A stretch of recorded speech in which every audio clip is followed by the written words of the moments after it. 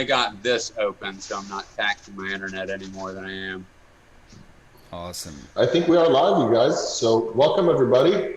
Welcome to your Maharajah Sundays. Yes, Hey. we are. We are live and Hello, direct. Welcome, Hello, everybody. guys. Hey, Right. Good to see you, Ash. It's been a while, Good to see you. man. Yeah, welcome, Ash. All you guys, where are you guys at right now? Oh, no way. I'm actually We're on You don't mind me helping some friends in Tallahassee move. Oh, okay. All right. So I'm in Tallahassee now, but I'm usually in Gainesville. It's it's very what do you call it? Uncommon for me to be in Tallahassee. Is it? Okay. Nowadays, yeah. Unfortunately, I love Tallahassee. Yeah, I like it here. I also love Tallahassee, but I am not there. I'm in Lake Worth, Florida, down south. Oh man. Yeah. COVID County down here. Oh, yeah. Yeah. COVID County. I heard of it. I heard of it. Secret of COVID County. You don't want to know the secret. Anyway, where about you, Ramin? I'm in Tally as well. Yeah. Yeah, I'm here homesteading, and Homesteading. that which means I'm steady at home. So, like most everybody else. But it's good. Been enjoying these times. I've been enjoying, working from home and getting to garden, being with, Alexis and the dogs, and, not having to deal with traffic and things like that. So, Ash, I know that's something you were self-quarantining for years before COVID. I know this isn't that different from my normal experience. You know what? It definitely took a toll on work, though. I mean, I had initially when it first hit, obviously every shoot was canceled or postponed, and then Right. cancel stuff again, and then things would drop off, and they're back. Things are going good right now, but even again, it's scary because things are flaring back up again. I don't know how it's going to affect upcoming shoots like this month. Yeah, so let's talk a little bit about that real quick because it's obviously so important right now. So what, how did that affect, how are you functioning in this time right now? Just doing the work that you do with Rough Cut Productions and all the music videos and, all the different productions that you do, what are you able to do and what have you not been able to do or just at least put on pause? Yeah, I mean, I've pretty much been ready to try and do anything that people are ready to do. Like, I can always film with a longer lens, and we can always choose to film outside. And when it comes to interviews, I've just been, again, doing interviews. Usually I like to pick whatever lens is going to cater to the room the best and be the most flattering for the person's face. Because, different lenses actually change the shape of people's faces. So you kind of want to be able to pick a lens that's going to make somebody look great. But in this circumstance, it's like you cannot do a wide lens. You're going to want to sit further away. I wear the mask during the interview. The interviewee doesn't. I alcohol swab the mic. I don't worry about body mic stuff if it's an interview. I haven't gotten to film any music videos during this, but I am talking with a band now about doing one hopefully next month. And, I'm just planning to film in general with longer lenses, or if it's closer, just to set up the camera in the position, and rather than manning it the whole time, just have that take happen within it. And then in post, like in editing, I can actually add handheld movement to that if I want that kind of look.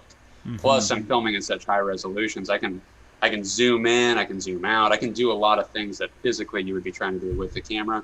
I can do that in post, so I'm just going to have to ride that curve a lot harder during this time. Right. Yeah, I mean, I mean, it's such a great time to do kind of those creative projects, take advantage of the time where people might have, that much more time to dedicate to some kind of project. So we're definitely going to show what you did, with us, with the Maharajas, with our video Dariya. So the audience out there can see a little bit of your work and then hopefully kind of follow you from there and check out some more of your amazing productions and your acting, your amazing acting skills and your tutorials, so yes. I'm not I love the tutorials. I do too. I really do. Yeah. Thank you. So it's a good time, and I think those tutorials are even more relevant now because you having those kind of skills with video and audio kind of production skills, whether it be photo, video, audio. I mean, they're more and more becoming that much more important, as we're more online and doing things kind of over the internet. So definitely recommend people to check out your YouTube channel. Especially and, Thanks, and man. yeah. Well, great guys. So Ash, we know you. We love I know. you. Oh, But you. can you I love you all. Not just sorry, buddy. can you just introduce yourself a little bit? Just tell the audience out there that might not know you a little bit about what you do and just kind of introduce yourself. Sure, man. Yeah. Well, my name is Ash Bonchamier, and I own Rough Cut Productions, and that's based in Tallahassee, Florida. But I kind of end up doing projects around the Southeast, but mostly I end up in Tallahassee, obviously, because it's just easier to do stuff close by. And I do all different types of productions. I obviously do music videos because that's what we're going to talk about today, and I love doing music videos as a musician myself. That's like where my heart is. But a lot of work that I do is also commercial branding for companies. That's national branding, even international branding with companies like Trans Am Worldwide, where they sell cars all around the world. And documentary style stuff, short film style stuff. I've done plenty of live events. However, it seems like each year I do less and less of those. And which is okay. That's a direction that I enjoy going is away from live videos and more into controlled production environments where you can really take the time to light things and get closer to a film setting. So you're practicing all the tools that would be involved in putting together full film productions. And then currently trying to even make a movie that I'm going to be trying to sell to Netflix. Collaborating with somebody else, and it'll be extremely music driven. And hopefully we'll be able to start filming it closer to the end of the year. COVID's kind of put a lot of question marks on the timeline with some of the plans that we had set. Oh yeah, we're familiar with that. I'm sure. It's hitting the live performance community like the hardest. It sure is. Yeah. All right, guys. So, but we're trying to. That's one reason why we're doing these Sundays. These Maharajah Sundays is to stay creative, to think about different ways that we can create music, to connect with our audience. We've been figuring out how to do these live streams and how to do decent audio and video. So, I think it's important for us to stay creative. Eventually we're going to come out of this, and hopefully we come out of it stronger. One thing that we've noticed though is, a lot of people couldn't come out to our shows before for one reason or another, whether it be, just where distance or just life. And it has, enabled a lot of folks who haven't seen us live to kind of hear us live. It's not obviously in the same space, but it's at least like a live performance. And that's been pretty cool, So just trying to find silver linings in all this craziness, Yeah. And one is like this right here, just connecting with you, catching up with you. Yeah. And looking back a little bit, we put so much energy and work, and especially you, but all of us, into the music video. Oh yeah. So yeah, absolutely. So it's definitely worth revisiting, talking about a little bit of the production, just to kind of, appreciate just, everything that went into it. So we're hoping to kind of like watch the video and then maybe, talk about it a bit with you. And so, cool. Yeah. I'm into it. There's plenty to talk about on that production. It was fun. No doubt. So what do you guys want to do? You want to watch the video first and then we can talk? That sounds good to me. Okay. That would probably remind us of some of the happenings. Yeah. Absolutely. It'll be good.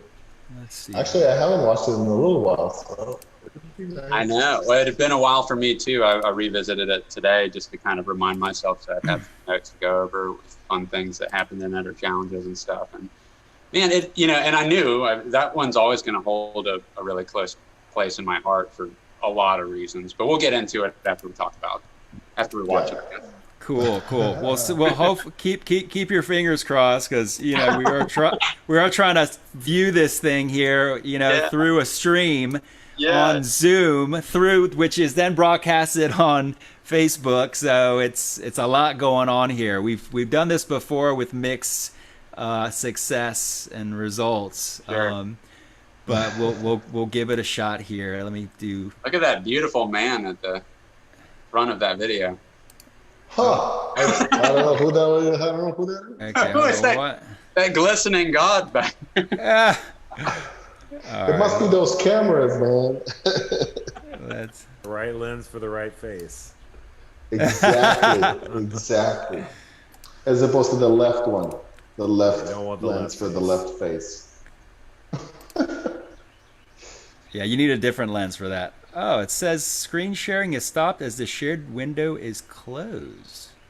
Oh, are you not allowed to show Beautiful. other people's work? Does it think that it's copyrighted or something? I don't think so. Let me try it again. Let's see. Share. You guys see that?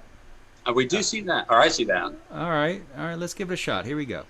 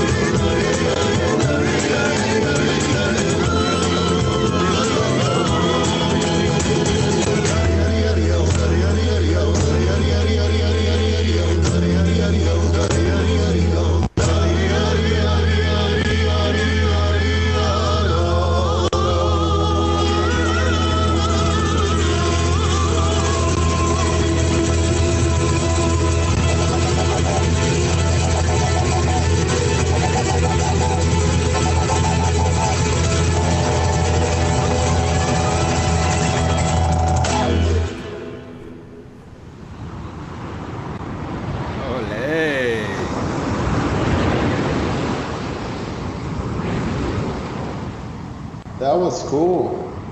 Even the credits look cool. I know. Yeah. I like the credit. The audio sounds amazing. I got my headphones on. It sounds so good. Yeah, me too. It sounds really good. Yeah, Ian Weir, he did all the audio. That's right. Wow. For the album. Wonderful job. Yeah, he did an awesome job. Absolutely. I thought it was so cool that he was able to record you guys. Well, I was surprised when I found out that he had recorded it, just because he doesn't have a full-blown studio, but it's amazing what you can do if you know what you're doing nowadays with technology and what's available and have your skill set under your belt. Absolutely. Got a half-blown studio at least, though. Yeah. Yeah. Actually, I'm curious. What was the studio experience like when you guys were recording that? Oh, it was great. I mean, it was really cool. He had it, set up like a studio, different rooms for recording, room for monitoring, all the wires that you would expect going everywhere. Yeah. Mics everywhere. And he's pulling that all off at his house? Yeah. Does he still have that set up?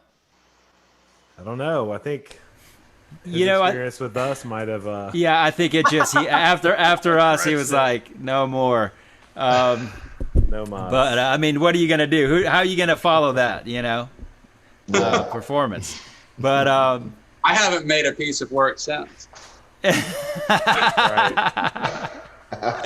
We understand. We understand, Ash. We had that effect. I retired. I think there's a fun for artists that have been spoiled by us. Wow. Well, there's so much to discuss in that video.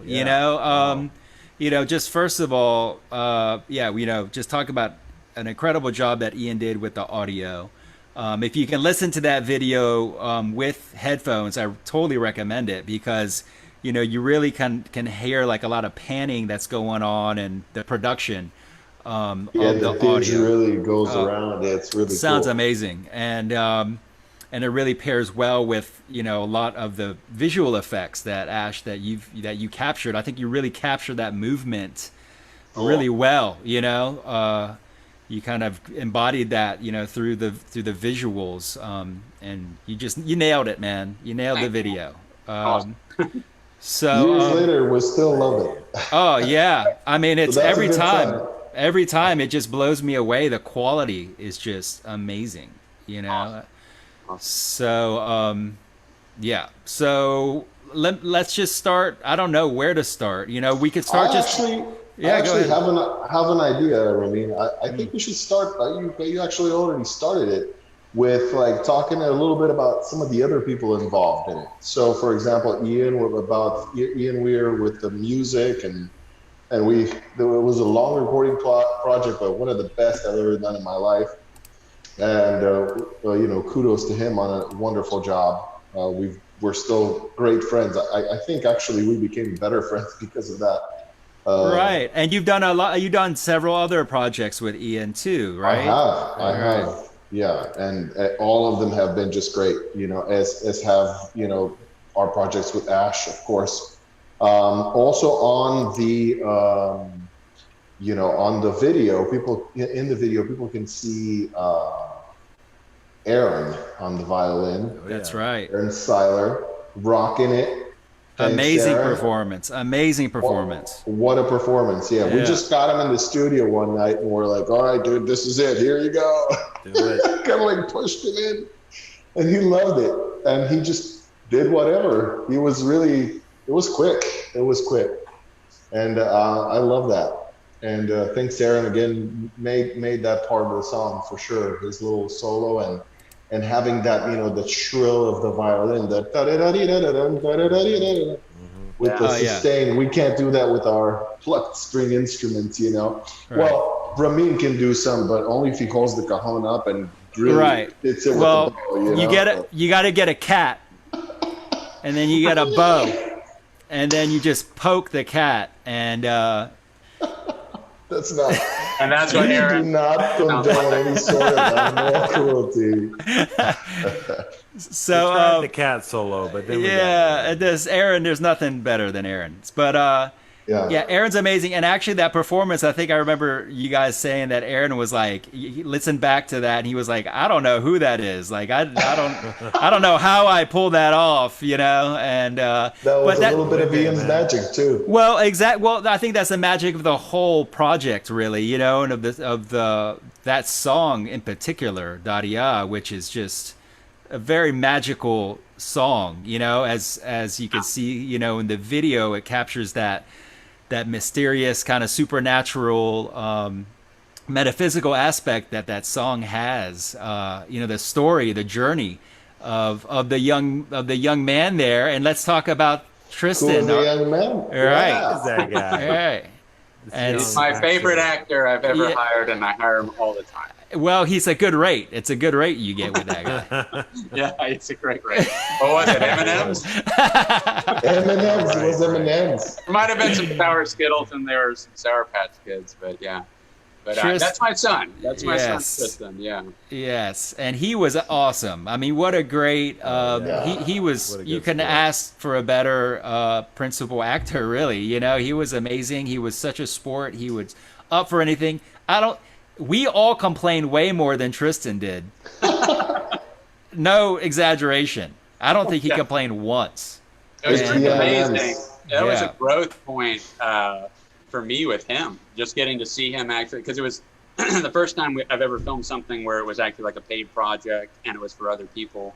It wasn't just something I was creating. And he really did. At 10 years old, he's 13 now, man, which is kind of crazy. Yeah. But at 10 years old, he stepped up to the plate and No didn't doubt. complain. Like you said, I was so proud of him. Yeah. Yes. It was beautiful. He did wonderful, man. It was amazing. He captured that spirit, you know. I love those little scenes of him like running around and just like, you know, like, cause like you see kind of like the song like progresses and the video, you know, and he's like, you can see the happiness. He's away, he's fine, he's having a good time, you know. And where is he? By Dariya, by the sea, right? Because that's what Dariya means in Farsi, right? Yeah, that's right. Exactly. And it's so funny that it ended up meaning that, because I had already, in listening to it, I kept gravitating back to the ocean. I mean, I'm kind of biased to do that because the ocean for me, especially in particular Cape San Blas where we ended up, has been like the magical place for me in my life. I've had so many amazing like meditative experiences out there even since I was a teenager. And when I was listening to that song, before I ever even knew that's what that meant, I was like picturing ocean like almost the whole time. I knew I wanted to try and make it to the sea, but I didn't know how practical it would be. And you know, that's some of the harshest conditions you can put camera gear through, and you're totally weather dependent. You have to get out really far before you even know if you got a spot of clear weather and such. So I'm so glad it worked out. But that was actually, that was crazy how that worked out, where we ended up filming at Cape San Blas. I don't know if you remember, but we actually, the first day that we were scheduled to film, rained out. What's up? It got rained out. We sure did. And then that night, or while we were there on location, we were ready to film at over at Teddy's. And then you ended up, was it you, Ramin, that called and at Cape San Blas there was a cabin that became available, and normally those things are booked up 6 months in advance. Right. It really opened up just magically. Again, another just beautiful, Maharajah magical Flamenco. moment, you know? Yeah. And it was just meant to be. I mean, so many magical moments, you know, that happen to, you know, even make all that happen. Another thing, too, is really everyone in the cast, you know, I've known for some time. I mean, Ash, we've known each other for decades. Yeah. You know, and I was 15 years old. Yeah. Crazy, right? Yeah, we used to fight each other. We used to fight each other, but in the most loving way possible. For fun. And you know, Ash and I trained Kung Fu and Tai Chi together. Yeah. And he obviously continued on, you know, but where I did not as much. And but even, you know, so this was a way for us to reconnect, you know, which is beautiful. Yeah. Ian and I had known each other for decades as well. We were roommates back, you know, in the day, and, you know, best of friends as well. So it was it was just a really nice kind of familial thing. Teddy, I've known forever. We shot, filmed there at his house, which he has a beautiful spring sinkhole on his property in the woods out there. Yeah. Alexis, she was the fire mama. Yeah. And that was amazing, that she could do those fire wands. That was epic, how you captured that. That's right. And we also had Mel, the contortionist, a gorgeous contortionist who volunteered her time, and that was really cool. Talent. And talent, absolutely. Yeah. So and Anita, right? Anita, who was the kind of shaman, medicine woman, all right, character. She did a fantastic job she actually makes her own costumes and, props and everything like that. So that was pretty epic and amazing too. So that just whole fire scene. Totally. So thank you to everyone again who helped us to make that happen. That was absolutely. Yeah. And Teddy. It was amazing. It worked out. And Teddy, our abusive father. Teddy, yes. Or grandfather. Yeah. Teddy is actually one of the sweetest guys you can meet, and so, but he's a great actor, obviously, Man. So he had me really scared there. Yes. So Ash, tell us a little bit about your vision for the video and kind of just how things develop from your perspective, Yeah.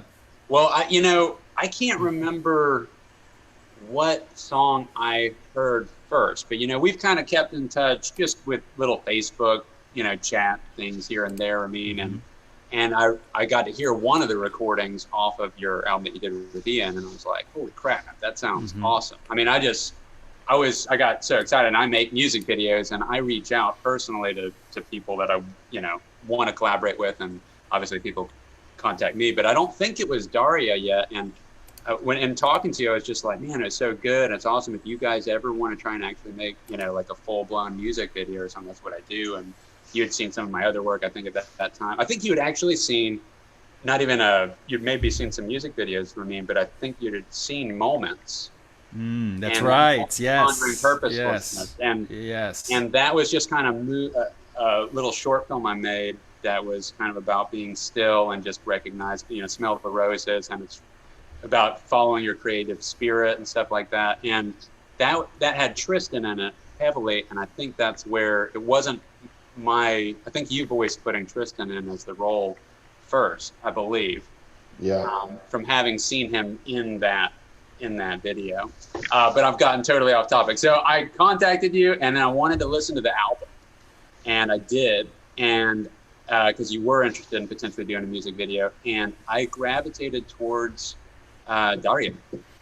And that was the one that just really, they all were cool. I could have done a video for any one of them, but of course we got to pick one, right? Right. And for whatever reason, that one kept triggering. To be honest, it was the one that put me the closest to a meditative state just listening to it. It took me on for me, the most fantastical journey of just getting me back to that point of zero where I could just feel calibrated, and it just felt so good. And I was like, I want to make visuals for that. It's that Phrygian mode. Is that what it was? It's the Phrygian mode. The Phrygian? Yeah, man. It's also, it's how many places the song goes. It has all these different chambers to it, and it's got atmospheric moments, and it feels like it starts in a darker place, and then it ends in this transcended up place that feels good to be there, and it feels accomplished. And all that has the markings of being able to put a story of visuals to it. But I didn't know what those visuals would be necessarily. But after I got you guys' approval on that one, what I like to do with the song is I'll listen to it a lot. I will listen to it with headphones. Oftentimes kind of take a session in a dimly lit room and do the whole nine, because and have a notebook in front of me and just kind of jot down ideas of just visually what I saw when I would close my eyes and listen to it. And I just kept picturing as a base for the video, a child getting from point A to point B. Like the whole video would be from point A to point B, and obviously there would need to be some reason for the journey, but where he ended up would be this kind of transcended space, this space where he got to be his complete self. And from there, we kind of just use that as a good base, and then we kind of figured, all right, well, what's the turmoil or conflict he's coming from?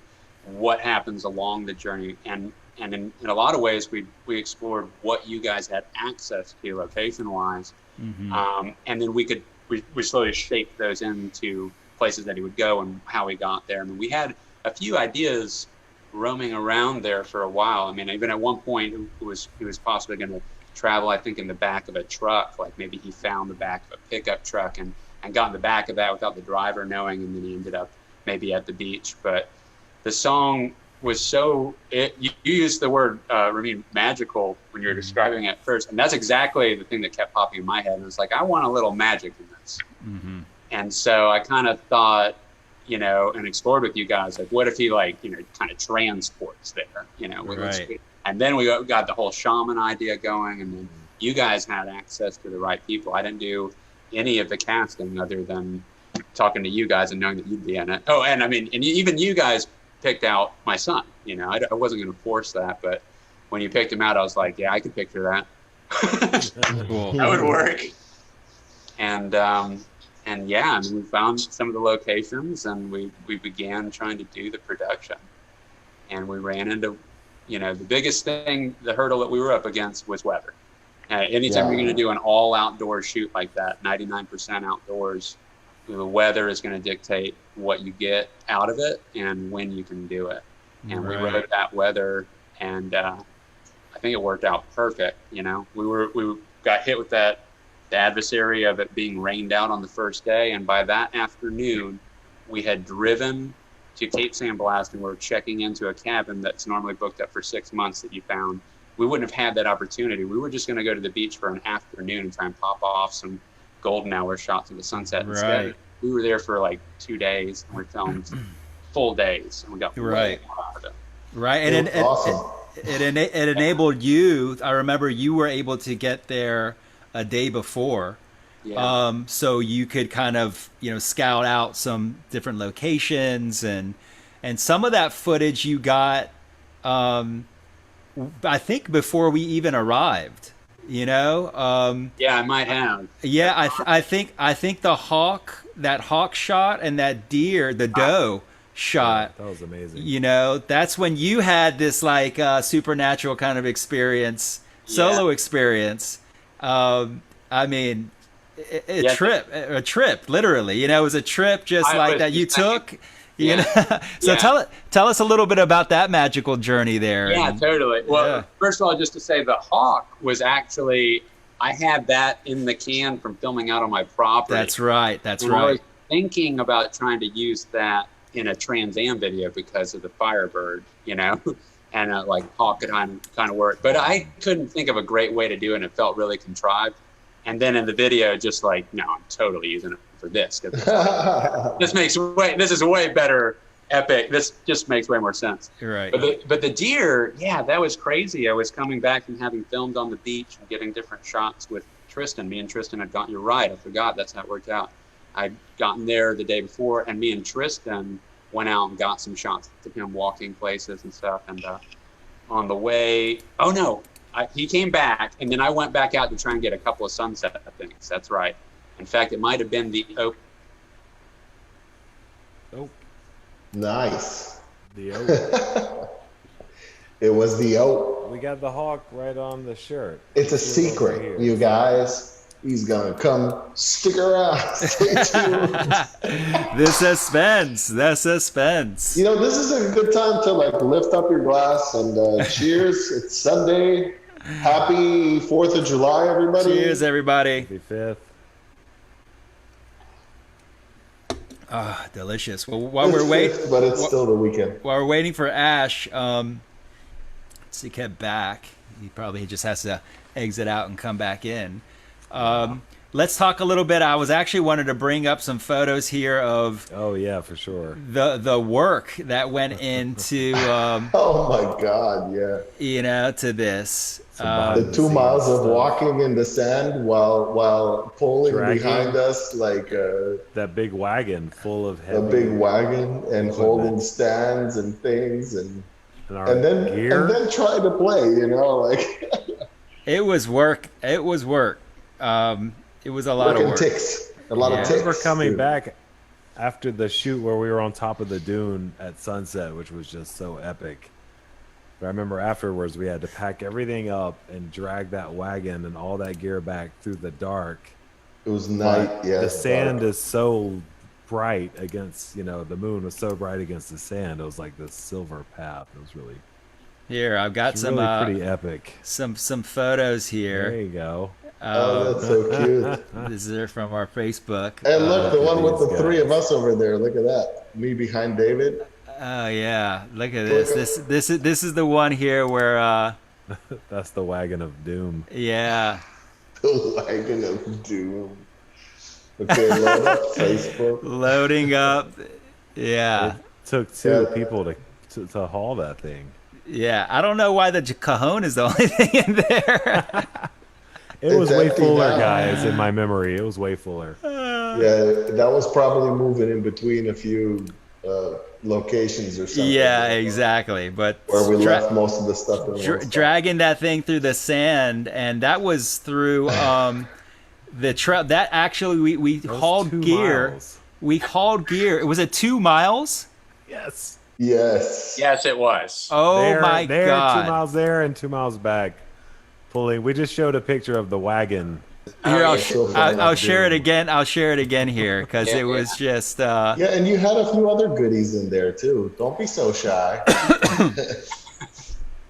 Here, this is. I mean, this was. I think it's to the primitive camping, at Cape San Blas, the St. Joseph Peninsula, and that is no joke. Hauling gear through that sand uphill to make it to the dune, the huge dune that we ended up filming on.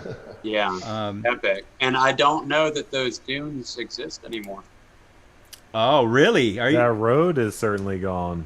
Yeah, because after Yeah. Hurricane Michael, I went back last year, and you couldn't even go out on the state park part of it. I mean, you got into the state park and just the initial beach and bay area, but you couldn't go out into any camping territory. None of the cabins, none of the primitive camping, all of it was separated by water, like an island, and you weren't allowed to even paddle over to it and set foot on it.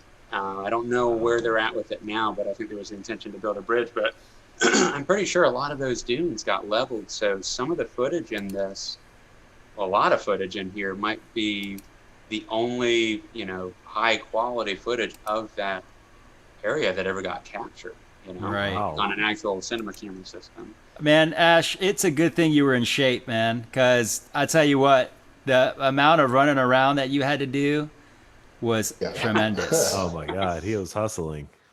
With It is a couple of cameras on his shoulders or Yeah. something. yeah, it's challenging In because the scorching heat.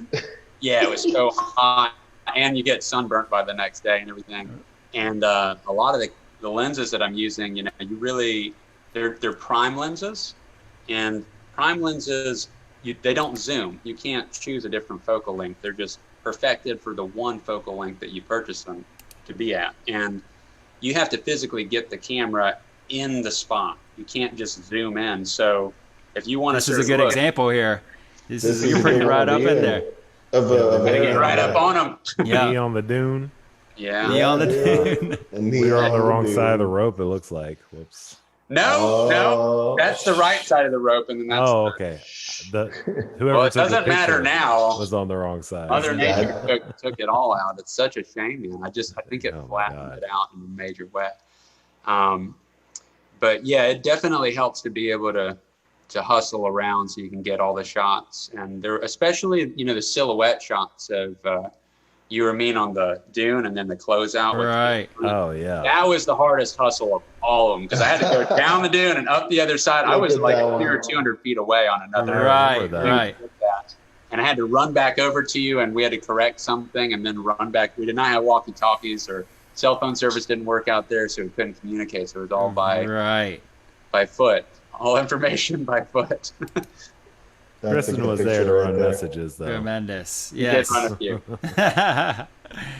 So yeah, those are some stills that we had there. I mean, look at this shot. Literally, we didn't finish until, you know, that epic sunset shot there.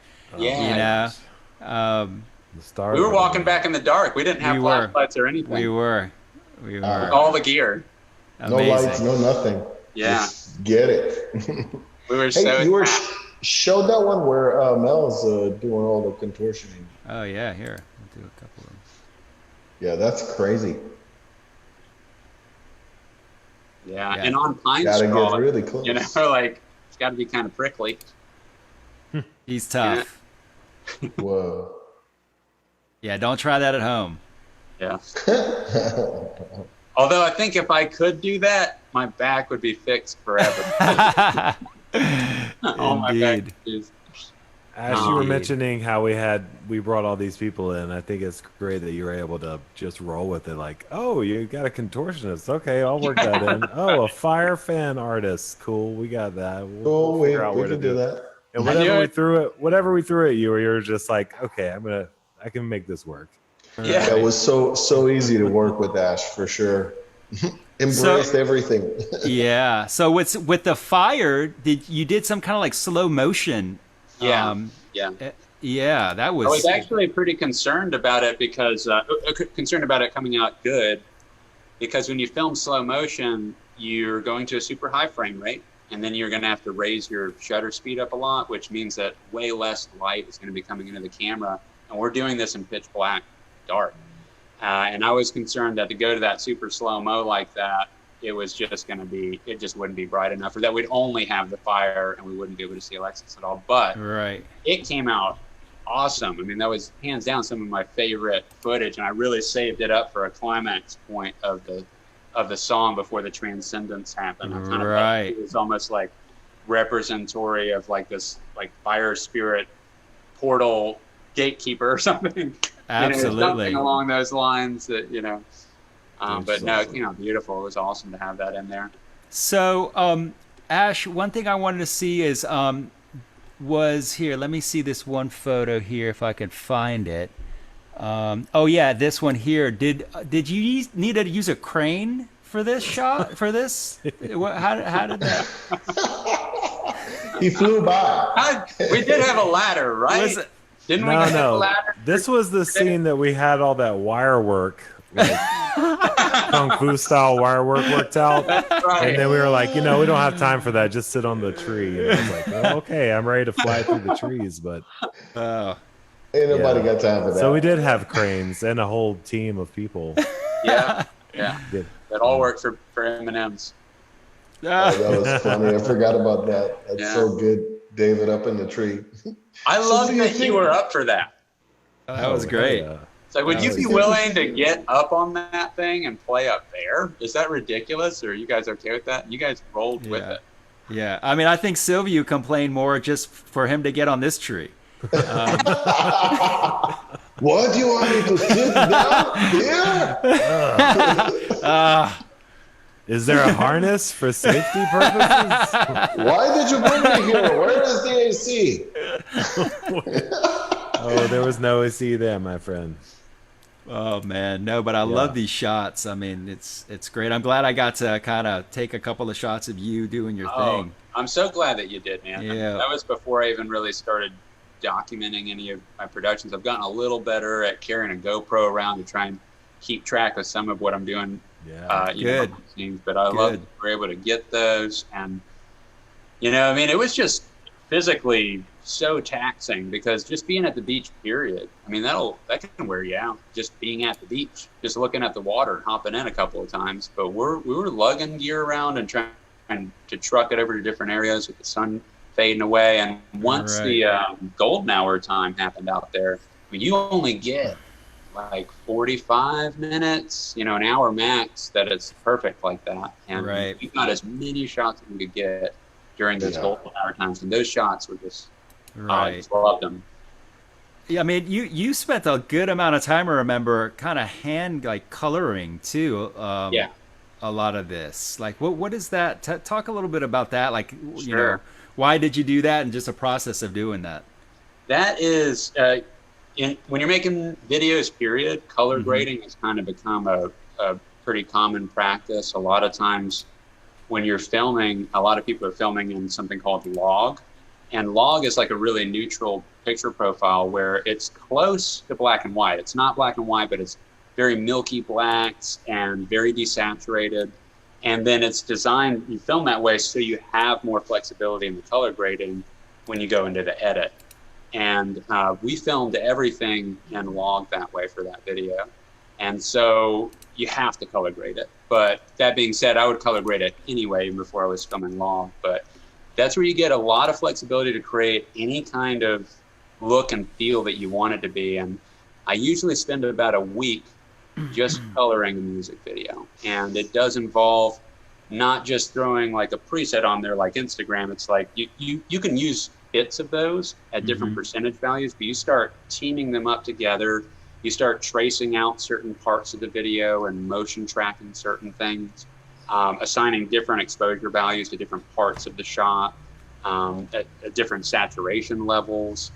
And it just takes a really long time. It's especially when filming in such high quality codecs like this. We filmed everything in RAW or ProRes. Just the data load on trying to track each individual thing, like even right there, I mean, I think, you know, I probably drew a mask around you. Right. I traced you out and put you at a certain exposure level, and then I put the background at a certain exposure level.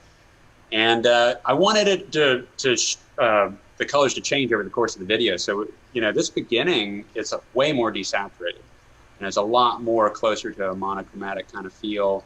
And it's supposed to feel a little bit more isolated and desolate. And then over the course of the video, by the time we get towards the end, we've got the golden, warm, you know, sunset colors happening. So it just feels good and embraced like a blanket of light. And that's a gradual evolution over the course of the video. But at certain peak times where your music would rise, you know, or just really punch, like I would flex the color a little bit more there, like it was almost pulsing with some saturation in that area, and it would come back down. So I really like for the intention to be when you're making a music video. I think a lot of times, especially when you're first starting, you're just thinking about trying to get as many cool shots as you can get, and then you make the edit happen. But what I really recommend anyone trying to do a music video, especially when you're first starting and haven't explored it that much yet, is get enough variety that you can create an actual evolution visually. So it actually, there's a reason for people to keep watching through the whole video, that things evolve and change, and you can have a peak point and an ending to it. Even if you're doing it just with performances solely, do enough locations that can happen. Because a lot of times with people doing their first music videos, they'll do a single location and they won't even necessarily work that room as hard as they could have, because once you change directions and face a different corner, you could have a whole different scene. You know, start playing around with the lighting and the things and the props that are in that scene, and get multiple locations out of it. So that way you have the variety to create like an evolution. And we definitely went for that with this. I mean, there are scenes that happen towards the end that it never went to in the beginning. There's constant evolution, so we get to have an actual peak, just like the song does. I think that's really important to have that visually in your arsenal to be able to do it. But color is a way to do that. Color is a way to help it evolve. So that's what I try to do with that. You're actually telling a story with the visuals that accompanies this own musical story. Yeah, it's got to live up to the music, right? Like, for sure, yeah. And the Did music you do that all in like iMovie or? Adobe Premiere is my software of choice. Okay, Adobe, nice. Yeah, I've been in Adobe the entire time. I actually started. I went to Lively Technical Center for Graphic Design, and graduated with a certificate from there, and did a little bit of freelance work for a couple of years, without much success and consistency, because it's just kind of hard to get consistent work with freelance graphic design work. And during that time, I started dabbling with cameras a little bit. And Adobe had software for editing. Nice. And I've always been a huge movie buff. I mean, film has been huge for me, right? And so I don't know, I connected with that faster, and it just felt like way more, like I felt like I had way more of a natural instinct of how something should be than graphic design. Graphic design's a whole skill set to itself, but I'm okay at that. But with video, I feel like it tells me where it needs to go. Like I can listen to it. You're more. inspired. Yeah. Yeah. It touches that chord that I get with playing music more. You know, it's closer to that realm. So it felt like home for me. So what is this movie that you're working on? Tell us just in the last few minutes here I haven't actually. We haven't talked about it publicly yet. Oh wait, that was a bad. Okay. That was no, an it's awesome okay. Scene. No. Go back. No, that scene where he sees the picture in his eye. And he gets transported there. Yeah. That's the magic. A little part. effort. You know what's interesting too is these little shots where the wind hits my son's hair. That. Oh yeah. And there was also like where the violin hits just at the right time and his hair blows, like the wind started. And there he is. And there he is there. But those last few little shots that I pointed out, that actually wasn't at the fire. That was here in my studio, and I just turned on a tungsten light because I needed those additional little pickup shots. Yeah, the light, I mean, the color here is just incredible. Isn't it? I mean, like I was so excited when I saw that being possible to grade out. I was like, man, I just want to live there. Yeah, I mean, look at that. That's just epic, man. Yeah, the weather really, you got to follow those little droplets of destiny, man, when they put you in a place and you're going for some project and just ride that wave. But we ended up at the right place at the right time for sure. Beautiful. Yeah, look at the color on the beach over there, that shot of Tristan running over there. Amazing. Yeah. Here it is again. Yeah, the color is so good. And here, yeah, this video, I'm glad that song is so long, so that people can actually, that's probably an uncommon thing that you've worked with, Yeah. I mean, I've only done, lately, a couple of the past, more recent music video projects I did are these short film, like double music video things. I've done a couple of them now, and one for the Georgia Honeys, and then one for the Fighting Giants. Georgia Honeys is kind of a folksier style band, and then, but not quite that. They're their own thing. And then the Fighting Giants is kind of like a rock band, rock metal. And in both cases, we did 2 videos, and then did a storyline with acting and stuff that kind of stitched them together. And so they end up being the Georgia Honey ones was like 14 minutes. And then the Fighting Giants one ended up being so expanded that it ended up being a 20-minute short film. And we ended up using parts of 4 songs. Yeah, it was like the biggest, the longest music video production I've ever done. And it came out really cool. It was super fun.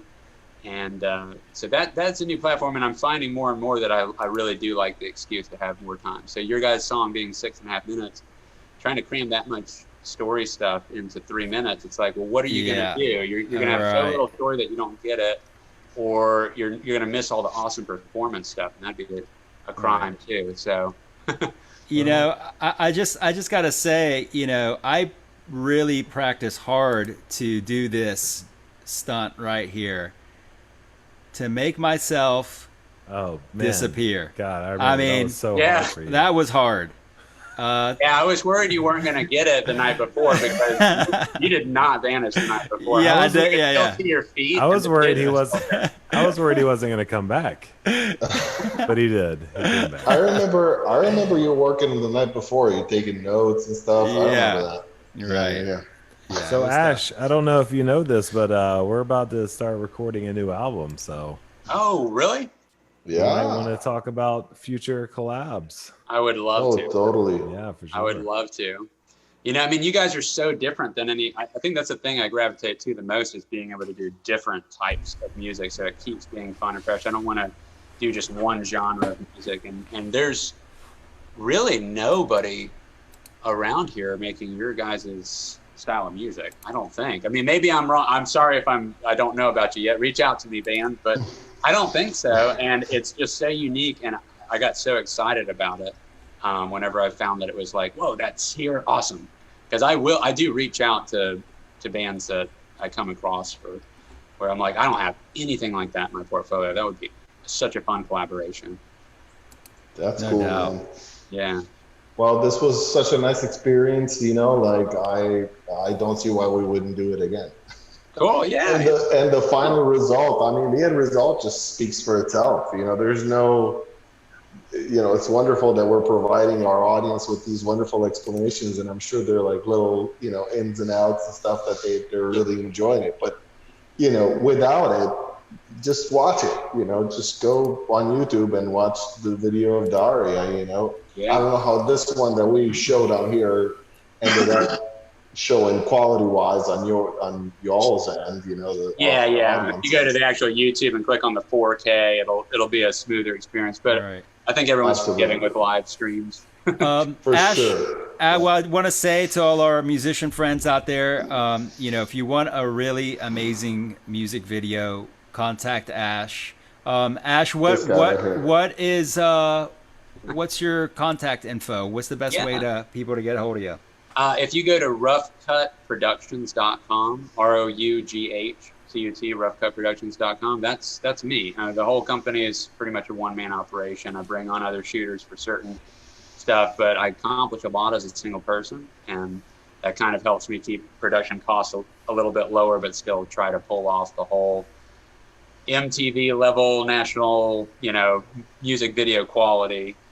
And I love doing music videos. And especially if you guys check out my site and you have a style of music that you don't hear on there, all the more reason to try and get in touch with me. Yeah. Well, it's served us really well. It's something we've been able to send to festivals and, just share with different people to, demonstrate who we are as a band at a very professional, high level. And I think that's important, when you're trying to get gigs that pay better. So, it is an investment to make a high quality video, but you get the return on that investment. And so, just want to encourage you guys to do that, and you want to, if you are going to invest the time, energy, resources, you want to work with someone like Ash who knows what he's doing. He's also a musician, right? So he gets music. He understands music. He understands rhythm and pacing and timing and everything. So very important, actually. Yes. Thanks. Yeah, I agree. It is important. Yeah. And also, I just want to point out too, it's such a fun experience to make a music video. It's not something everyone actually gets to do, but collaborate, it's always a collaborative effort in talking with the band and coming up with the ideas and all that and stuff, but we're all coming up with a vision together collaboratively, and then you get to see it kind of manifest and being at whatever location is involved to pull that off. And the jokes and just the interactions and the experience itself, it's a really good time, and everyone's worn out at the end physically because it is an effort, but man, it's so rewarding. And then at the end of it, you get this thing that, I'm not trying to pitch it as much as I'm just trying to say, I love having more of those experiences personally. Artistically, It fulfills me a lot to get those opportunities, and it's fun for everybody. And all the musicians I've done videos with seem to feel the same sentiment, that they really, it's these really fun, sometimes once only experiences that they're so glad that they got to do. Well, you're awesome, Ash. You never, you're very positive, very go-getter, a positive motivator on the set, and off the set. So we appreciate you, and we look forward to working with you again. We got to do it. Yeah, absolutely. Got to do it, guys. A ton of new tunes that you're going to have to listen to and see what moves you. Yeah. This one, you guys be no, this one. You can do a Lemonade thing where we just make the whole album a music video too. Well, that's the direction I'm gradually trying to head in. I think that's the future, but it's a whole lot of work. For you. Ash, one thing that we always would kind of joke about at the end of our shows would say, follow us on Netflix.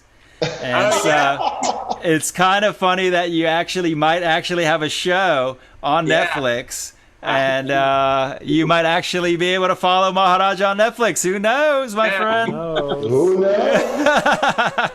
All right. It's far-fetched, but not that far-fetched. Awesome, Ash. Well, listen, man, thanks for taking the time. And if we'll put your information in the, a link to your website and stuff. And this is recorded if you want to share it and things as well on your sites. And next Sunday, we do this every Sunday. I think next Sunday, David, what are we doing next Sunday? Don't ask David. I don't think David could hear. I don't think David's audio is working. Yeah, Silvio, what are we doing next Sunday? I don't think there is a Sunday next week, is what I heard. Next week there isn't a Sunday. I heard that's what happens. Okay. No, there is a Sunday. I was thinking actually a while back to do something on my instruments. Ramin got to do a little bit on his. Well, actually, David did a little bit on his. Yeah. And Ramin, you're gonna definitely have to do one Absolutely. on your instruments, your ditches and everything. I mean, do you have them up on there right now on the wall? Oh yeah, I got some dig mounting going on over there. How do you not want to hear about that? Got the hand pan here. We can talk about the hand pan as well. Yeah. So I think the next one should be possibly an instrumental one, either one of me for guitars or you. It doesn't matter. Right. We've been meaning to do that, and then I'm sure very very shortly coming up, we're going to try to get again together and do some more playing, because we noticed that you guys really enjoy the live. We've been having a good time doing our live shows for sure. Yeah. Absolutely, man, what a good time. Yep. It's what's keeping us alive really in these times. Yeah. We are doing something a little different on the 18th. We actually have a gig. Oh wow! Yeah. Unbelievable. Do you think it's going to happen? If it'll happen. I think it's going to happen one way or another. Either us doing it live and then being broadcasted, or What is it? Can we have? Do we have something to share about it? Maybe a little thing to show right now. Check out your messages, Ramin, from. Yeah, on Facebook. Let me bring that up. Let me bring that up real quick. Bring that up real quick. We're very organized. We certainly are, as you can see. You don't get to go anywhere, though. You have to stay. Yes, you have to suffer through this, Ash. Oh, good. I want to know. I got to know. Is it going to be local? Here we go. Local to Tallahassee. It is, actually. Really? I think so. I think, is this the Music Fest? Yes, the North Side stage. There it is. Okay. And there we are. So we're not the only act. There are quite a few acts, and all the artists are doing workshops and master classes also. So we're doing a concert and like a intro to playing flamenco kind of master class workshop. Wow, awesome. So yeah, hopefully. Wonderful. I think they're gonna do live, like social distancing, and as well as broadcast it for those either who can't make it or just don't feel comfortable, coming out to see it live. Right. I might come. I don't know. I haven't decided yet.